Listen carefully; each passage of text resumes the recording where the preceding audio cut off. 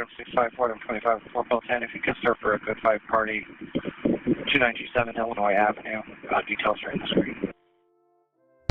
So on February 21st, 2017, I was on another call when I heard dispatch sending officers to an address to try and locate an armed and dangerous attempted homicide suspect.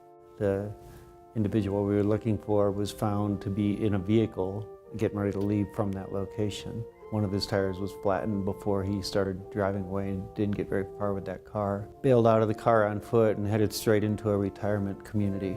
I was trying to catch up to him and I was gaining ground on him when he turned around and started to raise the gun in my direction.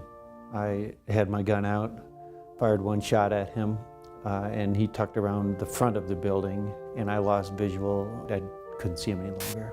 Probably an hour into my shift, I was asked to go to the Falcons channel and assist them with a call for service on the north end of town. We all met up.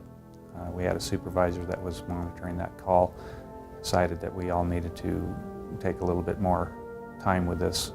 We were going to have Officer Pugsley and Sergeant Sandoval go in from the front, but only after K-9 Officer Ford and I came up from the alleyway. I ran to the alleyway and on the backside of this long complex with all these garage doors and townhomes, and then the garage door comes up. Out comes this van just flying out of the garage, floored it. Well, he came out so fast that when he turned, he overturned. And I could now see perfectly the driver's side, and I could see that that was our suspect in that vehicle. I was driving an unmarked car at the time. So there were 2 marked cars in front of me and we were actually pursuing him. One of them was calling out the pursuit as we were going south on Union. We heard a supervisor say a TVI was authorized. When we came up to circle, the light was red. Again, just absolutely heavy traffic. And his only way he could go was the right turn lane. And as soon as we turned right, there was a pretty decent gap for us. And so Officer Whitmore, that's when he decided to start doing the tactical vehicle intervention.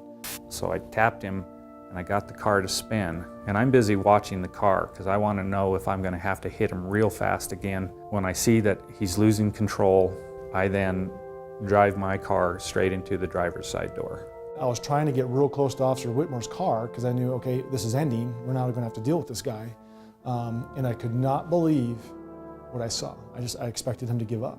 But I could not believe when he raised that gun up out the window and started shooting through Officer Whitmore's windshield. And he's got this look on his face. He just kind of has this blank stare at me. And suddenly I see the gun next to his head and he's coming forward with it.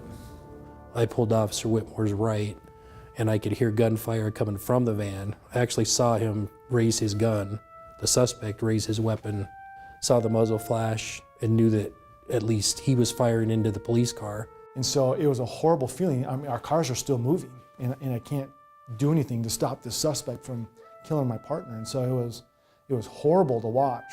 I could not get out of my car fast enough.